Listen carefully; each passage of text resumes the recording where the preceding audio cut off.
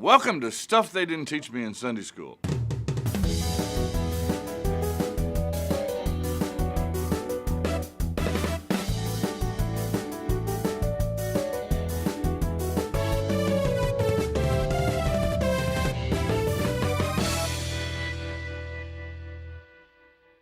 Nature abhors a vacuum. That's what I'm told. A vacuum, something will rush to fill it. And apparently government abhors a vacuum too, because something will rush to fill a vacuum in government. In the last session, if you've been following along with us, Gideon, the judge, was offered the position of king. And he turned it down. He said, God rules over you. I'm not going to rule over you.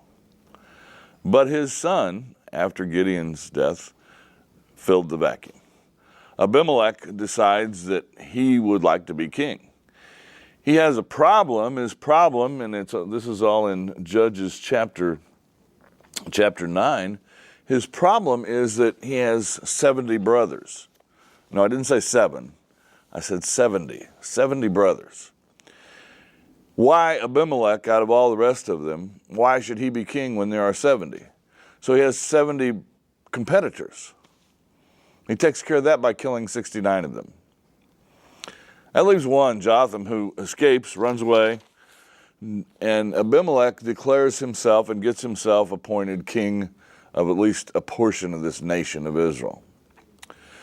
Jotham, who's watched his 69 brothers be killed, stands up on a hilltop, speaks to the people gathered around and to Abimelech, and tells what's probably the first parable in the Bible.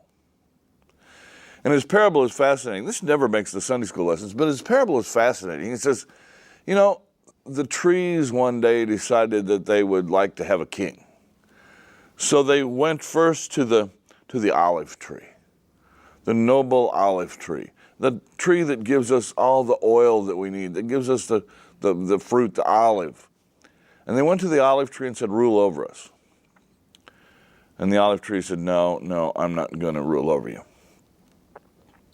So they went down one notch and they went to the vine, the grapevine, and they said to the grapevine, rule over us. And the grapevine said, no, I'm not going to rule over you either. Well, now they're down to the bramble. The bramble's not good for much of anything, barely even good for creating a fire. And they went to the bramble and said, rule over us. And the bramble said, sure, I'll take that role. And the meaning of the parable is obvious. It's obvious to us. It was obvious to the people that heard Jotham say it. And it was obvious, unfortunately, to Abimelech, too. Abimelech was the bramble. There were a lot more qualified candidates. There were a lot better people if Israel was going to have a king than Abimelech to play that role. Jotham runs. Abimelech becomes a very bloody king for a short period of time. Eventually meets his demise at the hands of a woman who, when Abimelech's army has surrounded a city, throws a millstone out off the wall and hits Abimelech in the head with it. Now, a millstone, think about that. The mill is for grinding, either grinding grain. Millstone would be about that big, or a millstone could also be for grinding down tools. But a huge stone that she throws off that wall crushes his head. He says to his armor bearer, kill me because I don't want it to go down in history that a woman killed me. But it does. His armor bearer did thrust him through and kill him. What in the world is the point of this bizarre story in the book of Judges?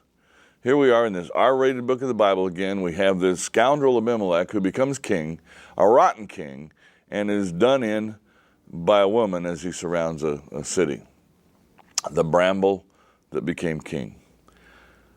Probably one point is that Israel is to have only one king, and that king is Yahweh himself.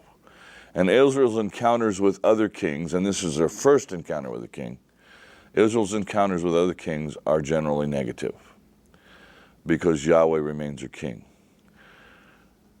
It's a story that illustrates also for us a nation that is disjointed, a nation that is not unified, and a nation that doesn't know whose it is, and it doesn't know who it is, and it doesn't know where it's going. And yet God would continue to guide direct, to love, to call back, and to call together this people of God in the Old Testament, even as he does you and me in the New Testament era.